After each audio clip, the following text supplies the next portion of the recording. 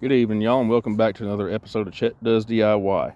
This evening, I'm going to go over how I built this triple raised garden bed around my maple tree and why I did what I did.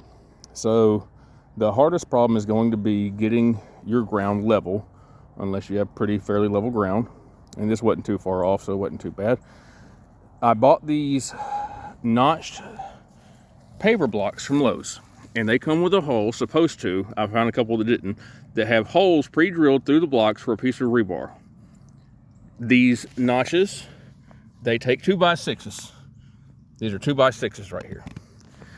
Once you get your design laid out, your ground is level, you're going to stack your blocks, and in between the blocks, you're going to use Gorilla Glue construction adhesive, making sure not to come too far out to the edge so it doesn't squeeze out your adhesive once you stack the blocks.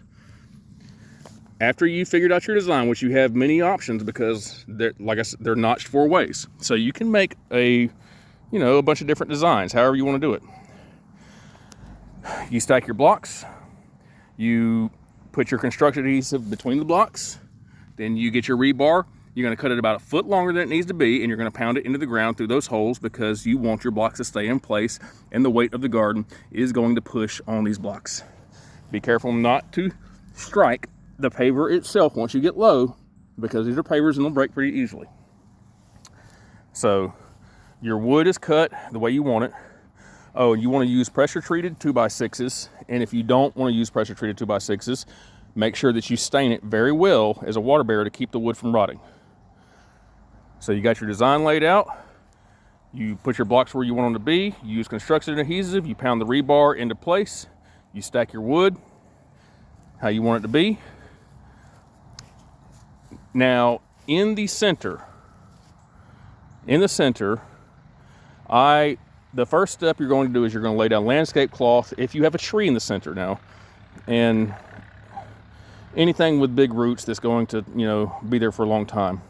In the center, I laid down landscape cloth on top of the ground before I put anything in, because in the bottom of this box, and I'll explain the box in a second, is completely empty. The reason I did that is because the tree will send out roots. If it's touching soil, that box is probably about 2 foot high, maybe a little less. You don't want it sending out roots into this garden. You don't want roots just growing inside this garden. You want the roots to grow from the base of the tree out. Base of the tree out, all the way around. Because if the root ball forms inside this garden, you're going to have a very weak tree that a good strong gust of wind will push over very easily. That's why I built the box in there. And also, I wrapped the box in plastic to keep the wood from rotting. It's going to rot eventually. You can't stop it. Stained everything with wood stain. The landscape cloth is going to keep the roots from growing up into the garden. So the first step is you lay down landscape cloth down at the bottom. You're going to build your box around your tree, put that down. Then probably about a foot or so of dead, rotting, decaying branches and twigs. And then probably about, 6 inches of good, coarse, clean sand on top of that. This is all for drainage, and it's going to make natural compost over the years. And then topsoil, and then compost, and then mulch. However much you feel like doing. And on the inside of the box, the big box, like I said, I also lined it with plastic, as you can see. Lined it with plastic all the way at the top, because you don't want your wood rotting from the inside out, because this box is going to hold moisture. You want the moisture to drain from the base out the bottom. I cut 2x10s across the top for a bench at 45s.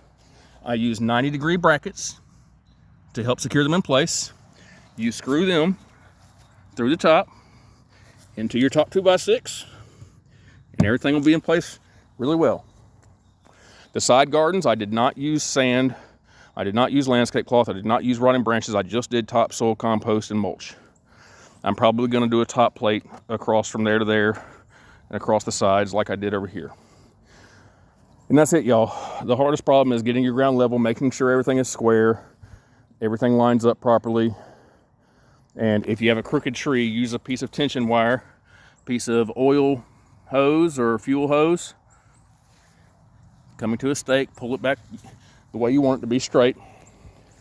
And that's it, y'all. Just make sure everything has a good moisture barrier. You stained everything the way you want it. Everything fits. Everything's level. This is gonna move over the years. You can't. It's unavoidable. But that's it. That's all I've got for you guys. If you have any questions, I'll be happy to try to answer them for you. As always, good luck and Godspeed.